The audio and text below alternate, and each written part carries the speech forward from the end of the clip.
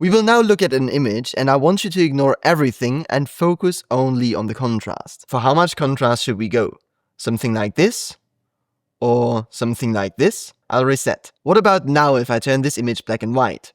This is roughly the amount of contrast we just had. But viewing this image in black and white, I think we can go a lot further than this. So maybe even something like this. Let's refine this contrast adjustment a bit. And I think something like this looks about right. Now let's view the image in color again. And you can see how everything works out very nicely. Whether or not you agree with my decision regarding contrast is not the topic of this video, but did you notice that we perceive the entire image very differently when we switch to black and white? I highly recommend you try this experiment for yourself. Just grab yourself an image like this and then adjust the contrast in color. And I would park it at around here.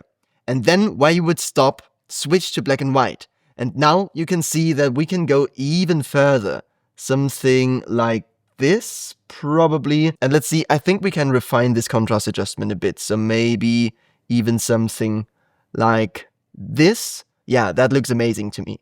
Now with these adjustments being made, let's switch back to color. And you can see our contrast adjustment works out very nicely in this image, even in color.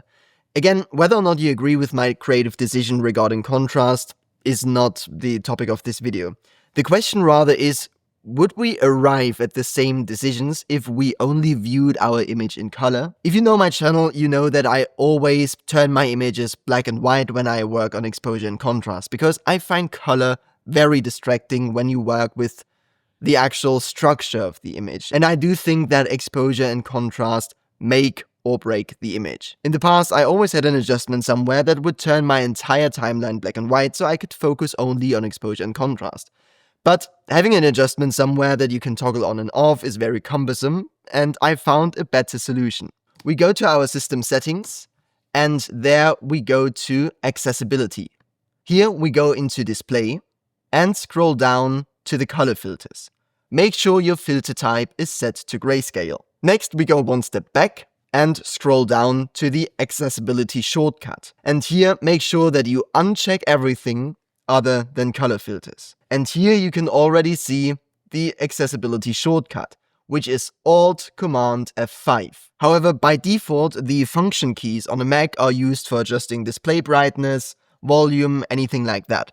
So if you want to use the accessibility shortcut, you also need to press your Fn key. So the shortcut then would be Fn Alt-Command F5. If you're working on a MacBook or you have a Magic Keyboard with a Touch ID button, you can also triple press the Touch ID button on either your MacBook or your Magic Keyboard, and this will work out as well. I will press the accessibility shortcut, and you can see that color filters are now turned on and that my entire screen turned black and white. If I press the shortcut again, you can see that I'm now back to color.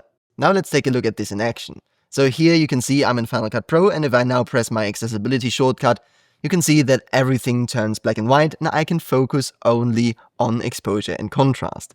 Same thing, I will just switch to DaVinci Resolve and you can see everything is black and white here as well. If I now press my accessibility shortcut again, you can see I'm back to color and I don't have to care about putting a note somewhere that turns my entire image black and white. We found a much simpler process, so I will delete this node here and we will turn our image black and white like this. Whether or not the black and white image we see is accurate doesn't matter here.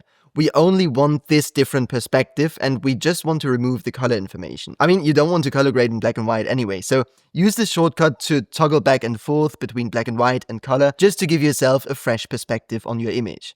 Try it out, I bet your approach to contrast and exposure will change and you will achieve cleaner images as a result of this. And if you want to level up your color grading no matter which software you use, then you should watch this video next.